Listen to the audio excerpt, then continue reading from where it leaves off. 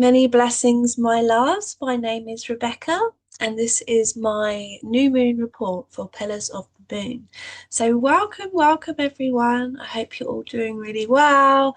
Grab a cup of tea, get settled in, and we're going to talk about the musings that are coming through my lens for this incredible shifting new cycle that we are about to embark in. There's lots of changes happening this lunar cycle. So, yeah, let's really take this journey together so we can explore, the shifts and changes that are coming. We've got the nodes shifting from Pisces and Virgo into Aquarius and Leo. So that's going to feel very different. We've got Jupiter moving into Gemini. Mars has just moved into Leo as well. And Venus will be moving into Aries this cycle. So very fiery for Venus and Mars.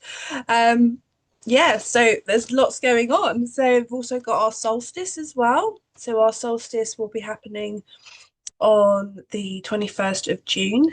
And yeah, for us in the Northern Hemisphere, that's our time of most light.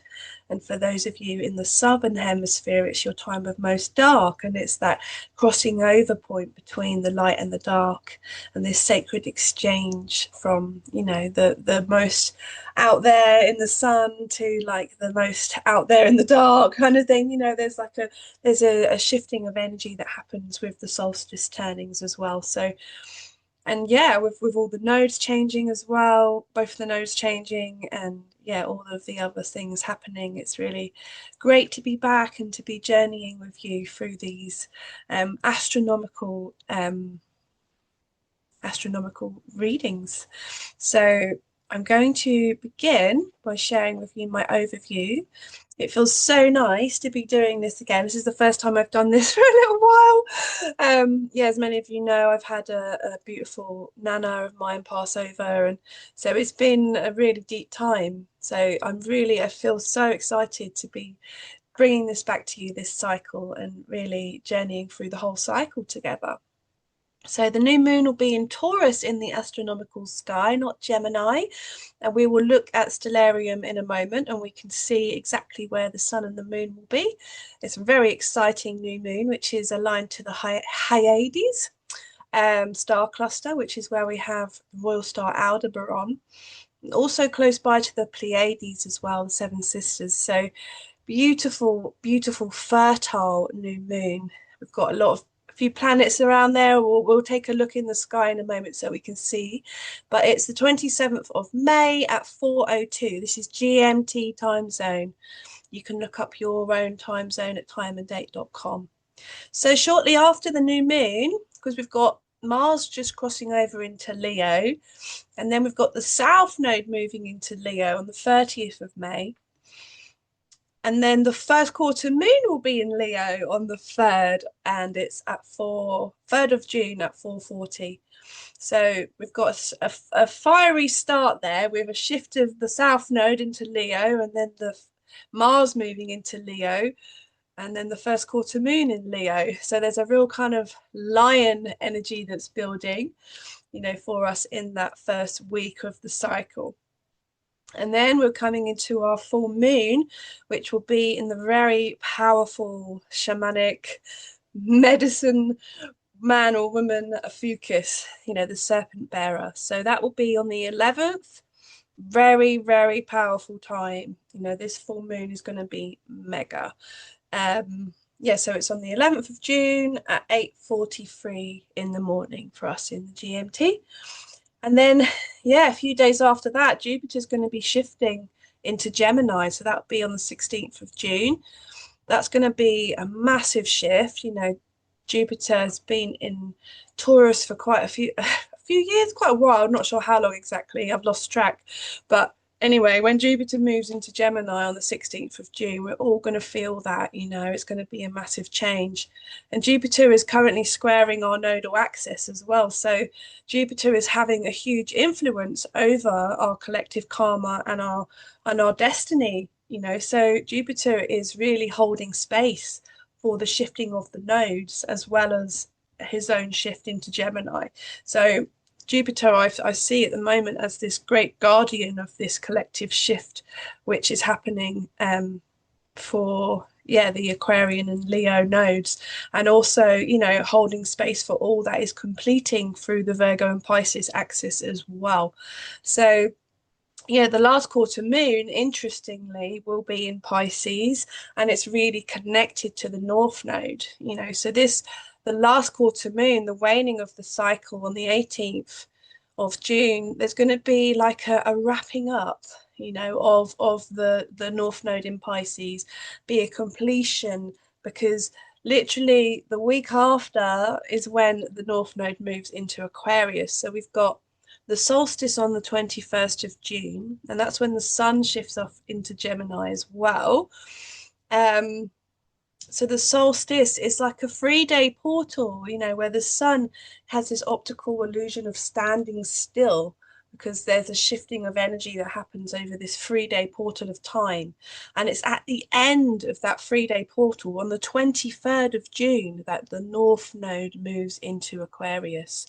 So, I mean, it's so wonderful to see it like that as a whole package of energy, you know. So we have the last quarter moon with Pisces and this energy of completing of the old cycle of that North Node in Pisces, and then the solstice comes and the time of the most light or the most dark, wherever you are. And it's like a threshold or a crossing over for us all, you know, to move into this North Node in Aquarius, you know, that at the end of that solstice portal. You know, so there's going to be, by the end of this cycle, you know, it's going to be a huge shift for us. Well, the whole cycle is a very shifting cycle, you know, with lots of changes. It's going to feel very different for us. And like, yeah, by the solstice time, there will be a massive shifting energy as we're journeying the North Node into Aquarius. And yeah, and then following that, we've got the next new moon after that, which will be conjoined with Jupiter in Gemini. So what date is that? I'm trying to remember. 25th of June. So just 2 days after the North Node has moved into Aquarius. So yeah, that's a whole new cycle. So we won't go into that now, but it's good to know, you know, what's coming. So let's go back to this new moon and see yeah, what's happening. So I'm going to share with you a little image here of this is a picture I've drawn up of the Hyades.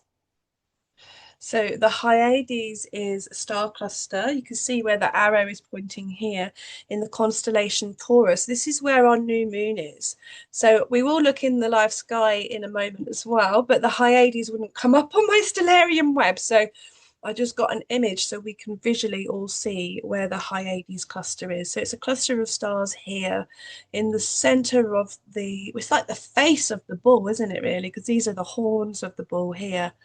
And Aldebaran is the royal star, which is part of the Hyades star cluster. So yeah, in the mythology, the Hyades are known, you know, by the Greeks as the rainy ones. They bring the rainy season that was connected to, that's why the Greeks would associate these stars with rain. They're nymphs, you know, daughters in the mythology of Atlas and Oceanid, half sisters of the Pleiades. They have a similar parentage, you know, in a lot of the myths as the Pleiades. In the Vedic astrology, it's the Rohini Nakshatra, which is the favorite wife of the moon, because in the Vedic astrology, the moon is masculine. So, interesting flip to the story there. So, but what this area in the sky really represents is fertility, life. It's about rejuvenation and cleansing through waters, you know. So the waters and the rain, I dare it not to rain tomorrow.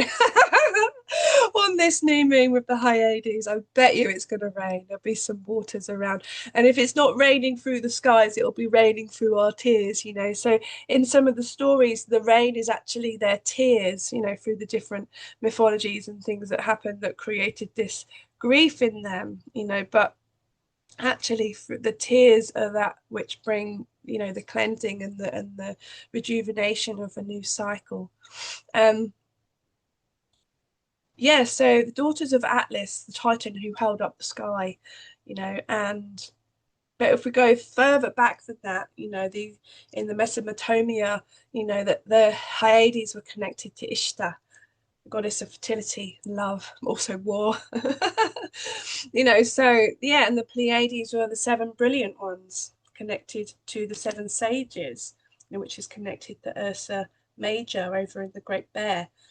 So there's lots in it, isn't there? And the traditional indigenous tribes, the people who are still using traditional knowledge of the cycles and quite a sophisticated understanding of astronomy, like the Maoris in New Zealand, they celebrate their Matariki, their new year, which is still to this day connected to astronomy and the sky and the seasons and the lunar cycle. So that their Matariki will be on the 20th of June, which is when Matariki rises, which is when they celebrate their new year. And so the Pleiades to them is connected to renewal and fertility. So throughout all the different ancient cultures, these stars are very much connected to renewal, fertility, and the growth that comes through the waters. I mean, for us in the UK, we've had so much sunshine.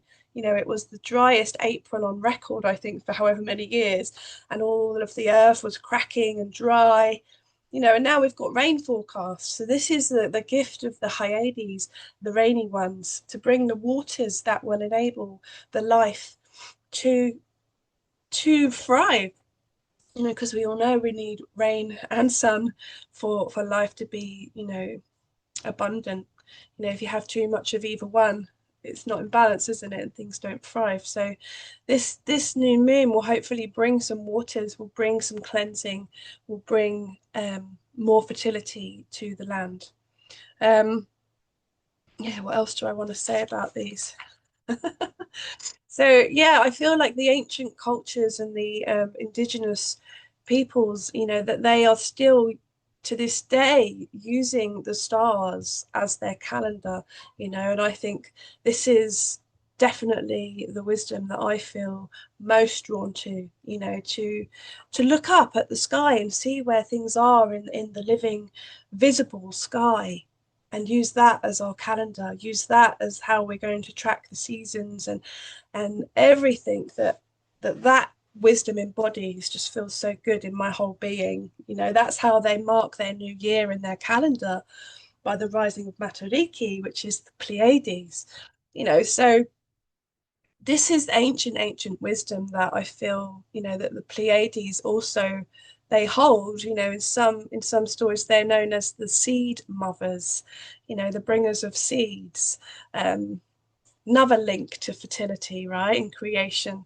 So yeah, this particular area in the sky with the Hyades and the Pleiades, it's a very kind of feminine energy. They're the daughters, they're the sisters, they're the nymphs, they're the poets, they're the creators, they're very magical, mystical, elemental beings, that they hold like the secrets of the universe even, and the seven sisters of the Pleiades connected to the seven sages of the Great Bear, actually in a lot of the stories are connected to the creation of man, of us being here, like in some of the ancient stories, and we hear about this yeah, the daughters of Anu, and Enki is actually this connection to the Hyades and the Pleiades as well. If we go back in the story far enough, a lot of the stories in the Greek mythology and the Roman mythology,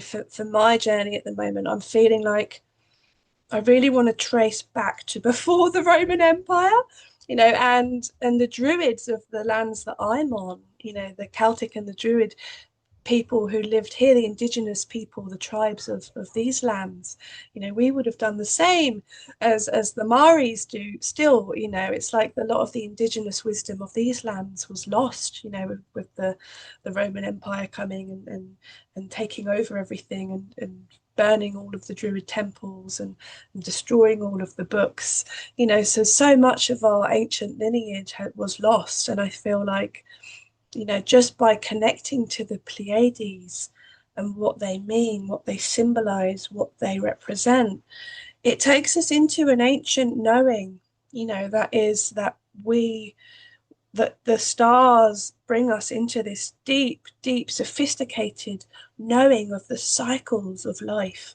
of the rejuvenation that comes through water, and it's such a wonderful thing to be really kind of attuning to the energy of the sky like this, to really explore, you know, what frequency is really held here, you know, rather than seeing some Roman Empire kind of infused story, you know, but tracing back to the source of their wisdom.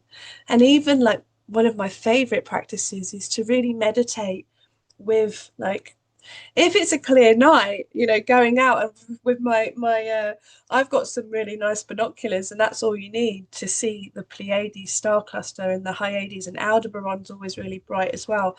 So go out there with your, if you've just got binoculars, you can see them, you know, and just breathe with them and feel them, you know, and that kind of brings like their energy to you. It's like when we have an awareness with the stars and we start speaking to them, you know, I've had it happen multiple times that I would be talking to the stars or the Pleiades, and then I'll have like shooting stars go across the sky and things like, it's like the stars hear us, we are them, you know. So just having this connection by looking up and talking to the stars in the visible sky, seeing where the planets are in the visible sky, it brings us so much really ancient wisdom that has been lost, you know, like, you know, through our life cycle and what we've been on. And this, I feel like this whole cycle is a reclamation of this for us. It's a reclamation and a renewal and fertility for the land, for the seeds, you know, to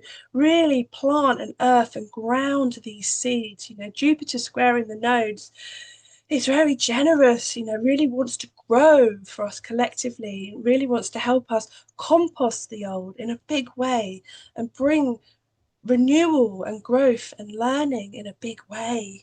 You know, Jupiter's about to move into Gemini this cycle. We're going to be expanding our minds, you know. So it's anyway. So this is kind of what I wanted to share around the Pleiades, um, and yeah. So I've stopped sharing that window, and now I'm going to go into the live sky with you. So this is Stellarium Web. So this is astronomy, and it's free. You can go on here, you can look at the sky, and you can see where things are, like right now in the live sky.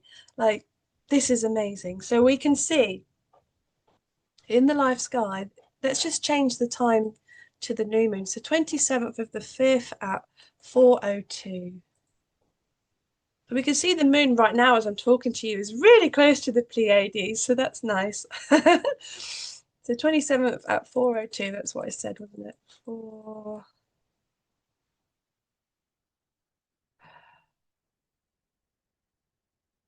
Oh, where did I go? I went too far.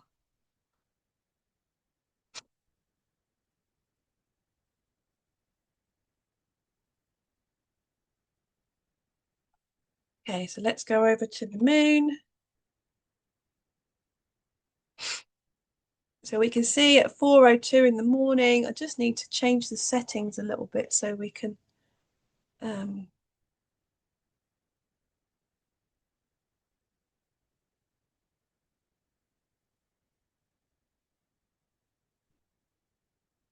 just need to change the settings on it because it's very bright. I need to change the atmosphere. I'm just going to turn that off. Right. And then I'll share the screen again. We will get there. Here we go. Right. There you are. Now it's not all bright and sunny. Okay. So 4:02. Bonk. There we go. So you can see tomorrow in the early morning. This is constellation Taurus. Yes, the beautiful Taurus, ruled by Venus. Yeah, so we can see there's a lot happening in Taurus at this time. So we've got Uranus here is in Taurus, in early Taurus. We've got Mercury here conjoining with the Sun. We've got the Moon. This is the new moon, and the Sun are aligned always at the new moon. We've also got a beautiful asteroid called Iris. Iris is in our eye, isn't it? So yeah, this brings a lot of kind of things coming about perception, you know, and how we perceive things and see things through our lens. So this is a new beginning for that. And you can see over here, Jupiter is about to leave Taurus. Is right up here in the horns, and is in the hand of Orion. So we really need to keep an eye on Jupiter at the moment, because look where Jupiter is. This is a really potent place in the sky. This is known as the Silver Gate of reincarnation. Whoo! And it's in square, T-square to our nodal axis, which is about to shift. I mean, this is massive energy. This is huge shifting energy where Jupiter is right now. Just feeling it so much, you know, and also aligned to Betelgeuse as well. Down here, this star in Orion's armpit, you know, this star is a really powerful star as well, you know, bringing of fortunes, you know, and actually, like Bernadette Brady says in her book, The Fixed Stars, which I've got here, that if you have alignments to Betelgeuse in your chart, that it can bring really good things to whichever planet that is aligned to, you know, so, and can even bring fame and fortune and things. So with Jupiter there, it's like a real kind of blessing. I feel that Jupiter with this T-square to the nodal axis is like blessing, bringing us blessing, expanding our fortune for our collective future, and really helping to bring completion to the karma of the past. So massive energy with Jupiter here, this new moon. Yes, so we're going to move along the sky and just see where things are. So you can see that Mars is on the way out of Cancer now.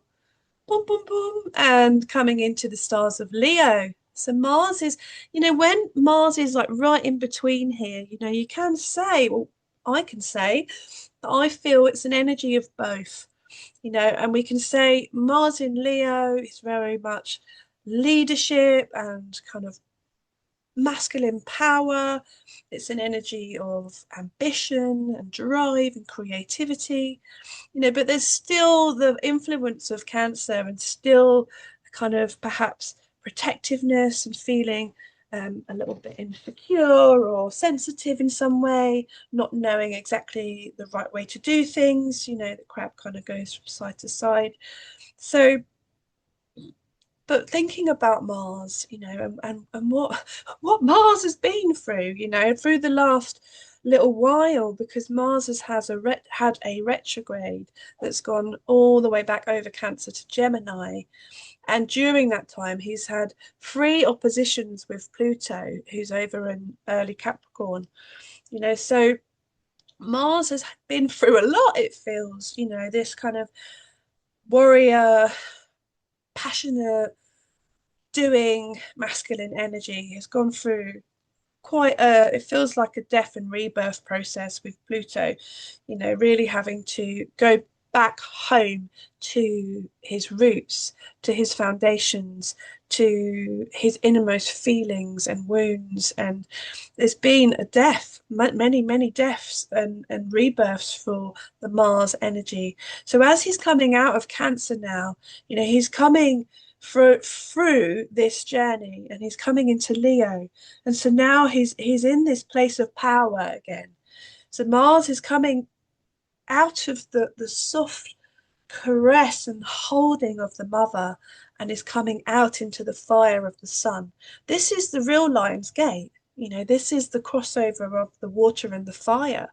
So Mars is in the Rainbow Gate.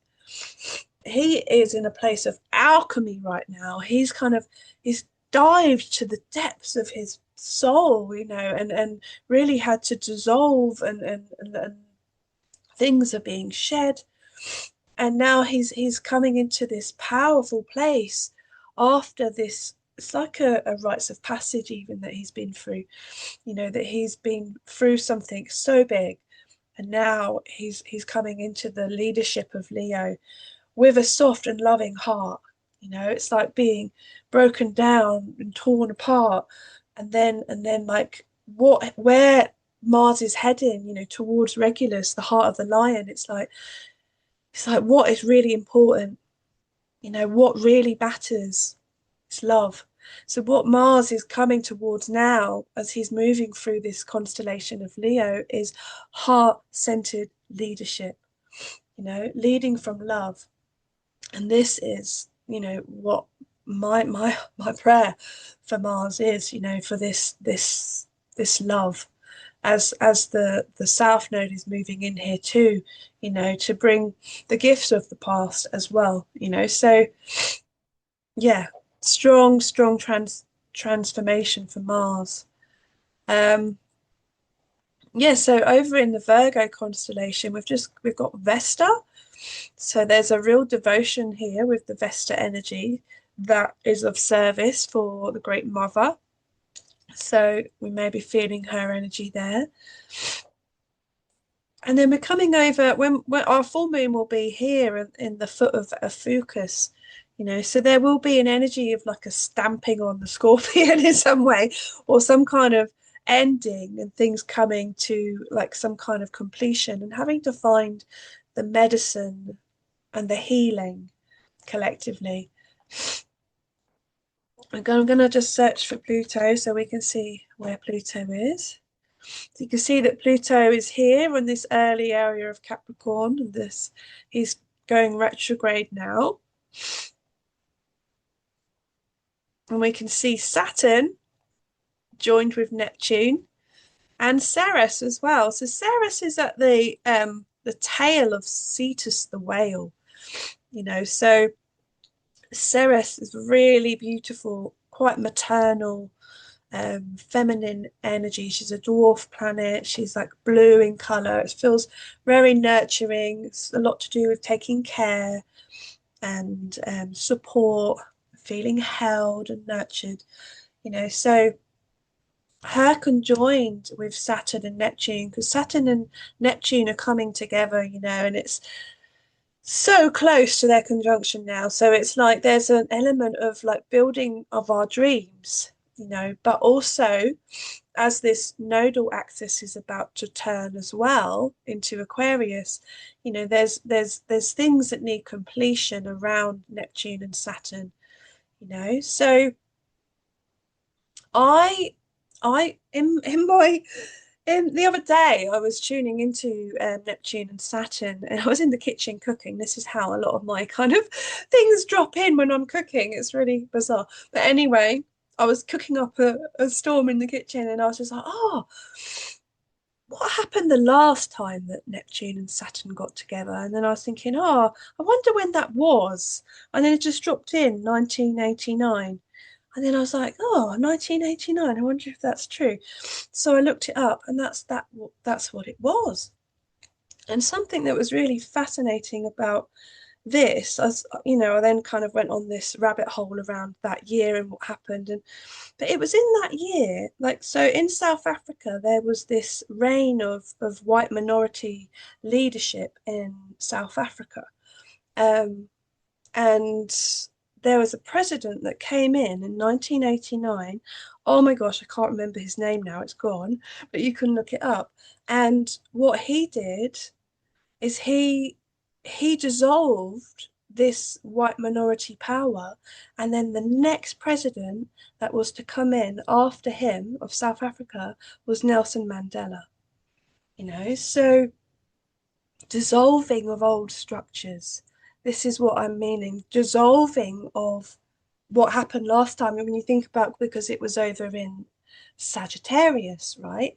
So in Sagittarius, that was about travel and borders, boundaries, borders, you know. And so now, you know, again, we've got Neptune and Saturn together, and we're in Pisces now. So, you know, this is very vast. This is collective healing, around dissolving of old structures.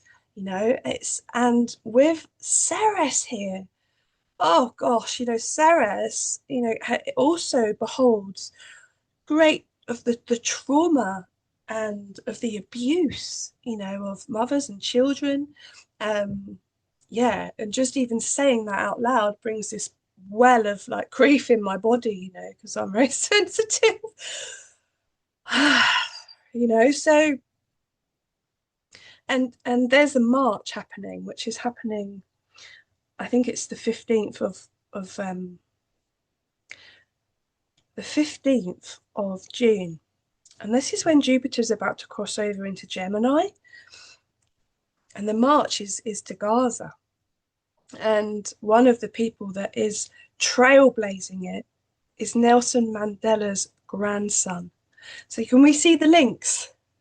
All the pieces of the puzzle and the Neptune and Saturn coming together and the lineage of Nelson Mandela and his grandson. And like, wow. Yeah. When I saw that, I was just like, blimey, like this is a really massive, massive collective movement that's happening, so really like on the 15th and 16th of June, as Jupiter is moving into Gemini, and this is just after our full moon, isn't it? The full moon was on the 11th of June.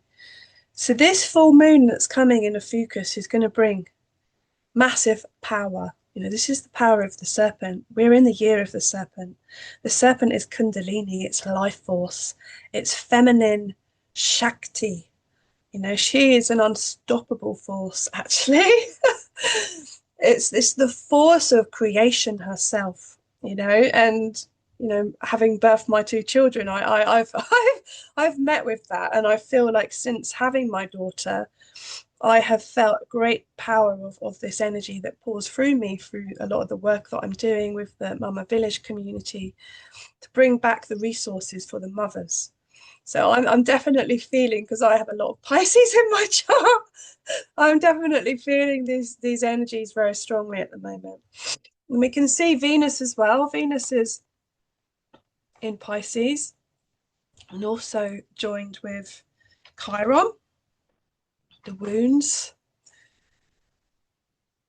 and Eris, dwarf planet, also down here in the belly of the whale. The belly of the whale, like when we can see, because Ceres and Eris are both dwarf planets, so they are included. They are part of this. Everything's included. There's no kind of thing that's not included in the stars. Everything is part of.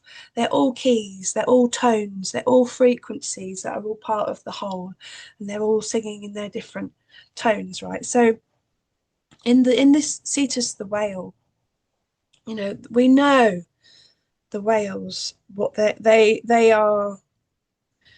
They are the voice of the ocean and all of the frequencies of the water, and we are mostly water. So the frequency of the whale is also our frequency, and energy of Cetus the whale is the deep primordial mother wisdom, that takes us to the root of it all, like the deep dark base of it all. It's like, what's underneath it? Where does it all come from? So Ceres here is in the tail, is like bringing up the tails of the deep primordial mother speaking, gosh. And Eris, where did she go? Eris here, she's in the belly of the whale, or kind of up in the back of the neck even. But Eris is that which has been persecuted, or that which was not allowed, that which was demonized and shoved out of the party, but also the courage to come to the party anyway, even if you're not invited. And she causes disruption and chaos, but what she actually does is she calls out the shadow.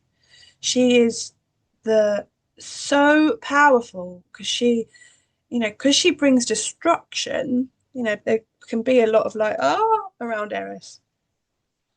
But actually, if we don't call it out, you know, it always will remain in the belly of the whale, like governing us in some way. So by bringing it up to the surface to be seen, it actually brings it up to our awareness, you know, so we can do something about it, you know. So I feel like a lot of these shadows and all of this darkness is coming up to be seen. And where Eris and Chiron are in the sky, you know, they're really close to this very special star called Alreshka. I'll say it again just for the vibrational purpose. Alreshka.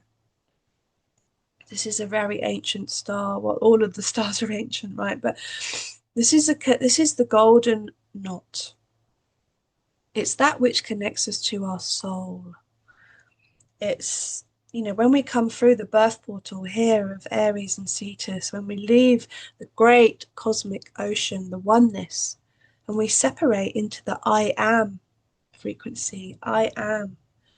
We separate from the whole, but this cord, Areshka, means that we are always connected to our soul. We are always connected to source. You know, and this is part of the whole distortion that there was so much separation, and it's to do with the cord of our belly button, you know, that was connected to our mother.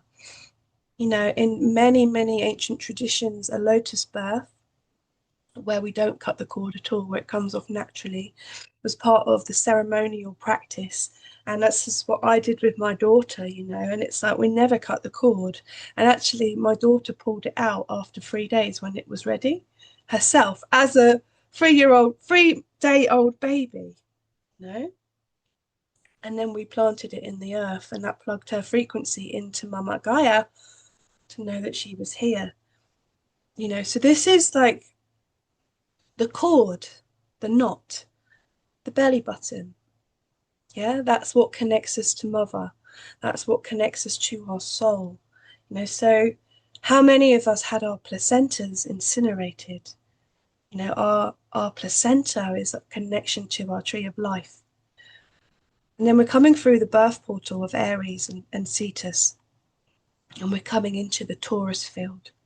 The Taurus field, the energy field, magnetic field of the earth.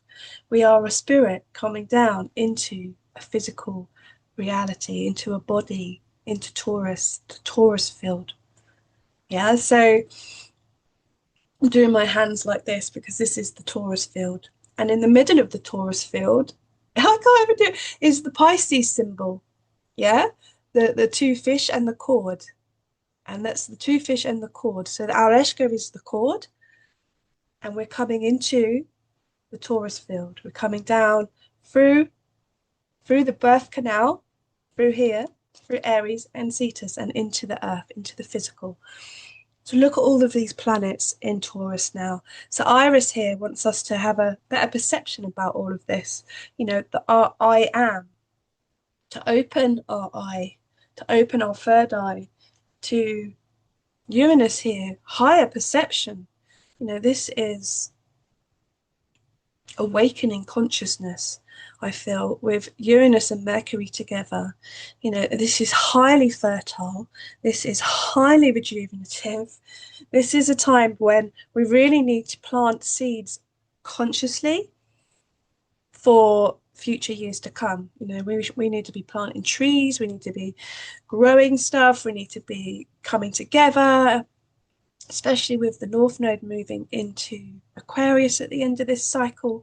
We need to be having groups, you know, and the Pleiades and the Hyades are groups, you know. So this is, and obviously the Leo energy with the South Node, the lions are in a pride, you know. So there's a group consciousness that is what we are shifting into, like, and how powerful we are when we work together. So, yeah, we certainly are. So let's look at the new moon chart, because I could talk in the sky all day. I'm just like, woo! This is the thing with all my Pisces energy. It can take me into the void. So we can see we've got here, this is our new moon. We've got Mercury and Uranus and the new moon in Taurus. So I've spoken already quite a bit about that, but you can see here that there's a trine, whoop, to the south node that's just about to move, so, and also a trine to Pluto. Look at that. Whoop, let's just draw that on for us. Whoop. Okay, so it feels like there is like a culmination of an old cycle, but a necessary cleansing and renewal that may come through rain or water or tears. It's our release. It's a the tears are the rain. And so yeah, the rainy ones are here to bring their renewal and to bring healing and change. Change comes through tears, through a big release, through, yeah. And so in trying to this south node as well in Virgo, I think Virgo has such an amazing gift of growing things. She's the harvest mother. So there's a good amount of wisdom that we can call upon from the Virgo energy, from the harvest mother, to see the best way to grow things, and that could be a metaphor for ourselves, as well as the garden and the physical things around us. But Virgo is a great teacher of hard work, of diligence, of discernment, so Virgo is about to move into Leo with this south node. So at the time of this new moon, we've got a trine for Virgo south node. So there's an necessary weaving from the witch to bring some wisdom into this new cycle. And that's also coming with the transformative energy of Pluto as well. That's bringing a destruction of the old structures. And yeah, and with Neptune and Saturn together, there really is a dissolving of those structures and a breaking down of the structures of abuse, Ceres. So yeah, as well as having Chiron and Aries conjunct Venus in Pisces, we could be feeling a lot of our woundings, and a lot of our shadows, and be very emotional and empathic, to the suffering and the harm and the pain collectively, and Venus conjoined with Chiron, it's like she values healing. She's a lover for the collective. She's here for everyone. If one person is suffering, everyone's suffering. That's Venus in Pisces. It's like this collective consciousness and healing for the collective frequency. Yeah, so let's just rub all of that out and see if there's anything else that wants to come through. So yeah, we've got Mars right on this cusp here. Mars is at the Lion's Gate. Bonk. So yeah, Mars has had, like I've said, a really interesting journey. Um, and he's in square to Black Moon Lilith and Juno, who are in Libra. So this is also in a T square to Pallas Athena, who's in Capricorn. So what's this energy bringing? There's an energy of having to create justice. Yeah, justice. That's what comes through there, because we've got Athena in Capricorn. Justice for authority, balance, and harmony. How can we create conflict resolution, for things that are not in harmony, for things that are not in balance? And yeah, like I said, Mars has been through a pretty rough journey right now. So Mars is feeling quite tender, but he's also feeling really aligned with what matters, with what's important, and with what, when he's in the waters of Cancer, he's also going through like a rejuvenation process. So now he's coming out through into the Leo energy. He's going to have more momentum to start moving this change. So we will start to feel movement towards collective change, you know. And so Pallas Athena over in Capricorn, you know, she brings like a great amount of integrity towards leadership and authority. Actually, Capricorn can kind of come across as a bit of a boss energy, you know, but it's actually a very great leader if they're leading from their heart, if they're leading from their wisdom and their connection to source, you know, and not the ego mind, you know. So this is part of the journey now to really align to what matters, what's important, leading from our heart, resolving conflict within ourselves. You know, how do we resolve conflict within ourselves, within our intimate relationships, within our family units, and how can we then create more conflict resolution within the world? Because we're feeling each other, you know, and there's a lot of pain and suffering in these cycles of the world. We have got Jupiter, like I said, at this place of great power aligned to Betelgeuse, but also in T square to the nodes as well. So, like I said at the beginning, Jupiter is holding a guardianship of this transformation of the nodes about to shift. You know, so Jupiter, you know, like can bring a great expansion and a great blessing, but can also bring like the energy of too much, not knowing when to stop, not knowing the boundaries, not knowing, you know, when it's too much, you know. So this could be like part of, you know, the culmination of this Pisces and Virgo nodal axis. Jupiter may be taking things too far, you know, like not knowing when to give up, not knowing when to put it down and move on, you know. So it's such a strong energy here. I feel like Jupiter is expanding all of this in a really kind of powerful way, you know. And we've also got, you know, this energy of Iris here, that the asteroid, she's not in my chart, but we saw her in the life sky, didn't we, that she's closely aligned to this new moon. So it's really bringing everything up that we have to see it. We have to see it to make a change, you know. Okay, so I'm just wondering if there's anything else I wanted to share. Um, yeah, I think that's it for the new moon. We go to the first quarter moon in Leo. So you can see the first quarter moon is in Leo, and at this time we've got our node shifted into Leo now. So that's a change. That's on the 3rd. And we've got Mars in Leo. So yeah, a very fiery first quarter moon in the build up to this full moon. So yeah, we've still got Mars in this square to Juno.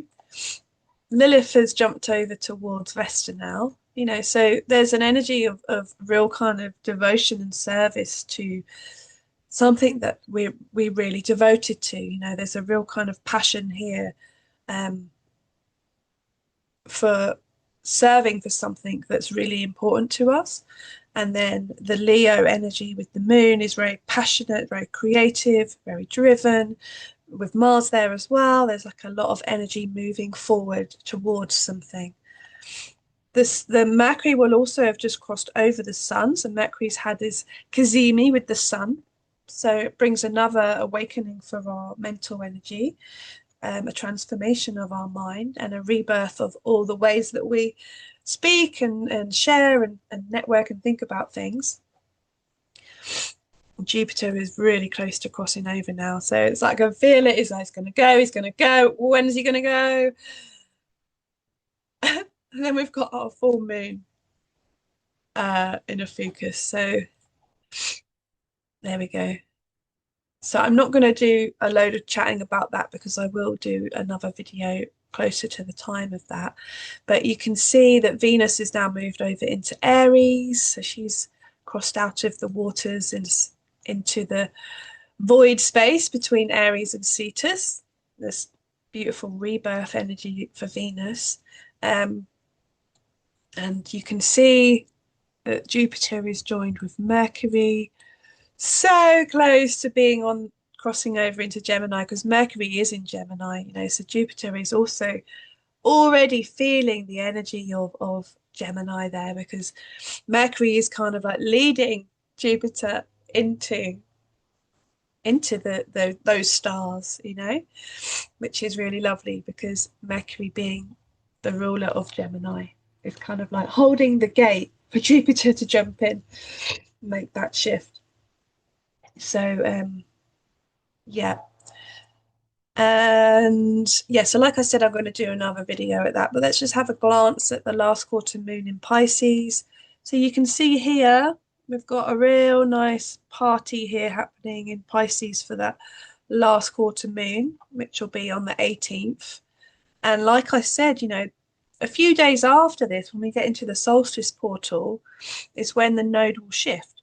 So what will be happening around the 18th is a completion of Saturn, Neptune. You know, this is what, you know, what I said at the beginning with the link to Nelson Mandela's coming into rulership after this conjunction happened a few years before. You know, so it's a lot of dissolving of old structures and themes around, yeah, wounding and trauma and abuse that may be coming up to the surface. So definitely going to be seeing that around the 18th, just after the full moon and this last quarter. And then look, we've got Jupiter is into Gemini. There we go. So that is this is a very powerful last quarter moon with this shift. Summer solstice 2025 will be on the 21st. And we can see the sun is with Jupiter. And yeah, so the North Node is still at 0 degrees of Pisces there. And that Jupiter and the Sun are in square to Saturn, Neptune, Ceres. Very, very powerful time of that solstice energy. And in this 3-day transformation of this solstice crossover is when the node will shift, the North Node will shift into Aquarius. So that takes us to the new moon on the 25th, and then we can see, bonk, here we go, North Node in Aquarius. What a transformation, yeah? Jupiter is now on this new moon, free for all of you that are into numerology. That's quite cool, isn't it? Yeah. So, and the South Node is at 3 of Leo. North Node is at 23 of Aquarius. So, yeah, anyway, that's the new cycle ahead. So this cycle is taking us towards the next cycle. Everything's linked, everything is connected, yeah. So wow. And as the North Node moves into Aquarius, you know, at the end of this cycle, and as Jupiter moves into Gemini, we will see, I imagine, a real kind of boom for all things technological, community, humanitarian, like technology, maybe even AI kind of stuff, you know, and ideas and networking. You know, Jupiter in Gemini is studying, is learning, is growing, is philosophizing, is getting into all different details and stories and analyzing things. You know, it's like, wow, this is about expansion of our mind. And with the North Node moving into Aquarius, it's about our collective mind working together as a hive, as a community, you know, as for humanitarian projects, you know. So wow, that's that's what's to come. So this cycle is leading us into that cycle. So yeah, this cycle is really about growth and fertility. It's about the seeds, growing new seeds, renewal, grain, rejuvenation, and yeah, preparing for a new cycle, preparing for some changes, you know. So yeah, putting in the seeds. What is it that we value? What do we want to grow? You know, what is important to us? You know, and bringing us back to the cycle of knowing the cycles of the earth are part of our own cycles and are also connected to the cycles of the stars and the astronomy. So yeah, I think I'm going to leave it there. So I'm hoping some of that resonates, and yeah, please do like and subscribe and all of that jazz if you're into it and want to follow my work. Yeah, and I'm offering readings and stuff as well, so do get in touch if you're interested in looking at your astronomy and your astronomical chart. All right, many blessings, my loves. Happy new moon. So much love.